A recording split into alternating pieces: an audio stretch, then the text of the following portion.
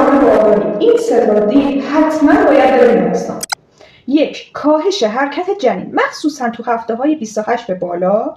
و اگر جنین شما تو روزهای قبل خیلی حرکات خوب و اوکی داشته ولی ناگهانی به مدت مثلا یه صبح تا شب یا مثلا چندین ساعت زیاد اصلا حرکتی نداشته یا حرکاتش بسیار ریز شده جوری که اصلا مثل حرکات قبلیش نیستش، باید بری بیمارستان که نوار قلب بگیرم و چکش کنم.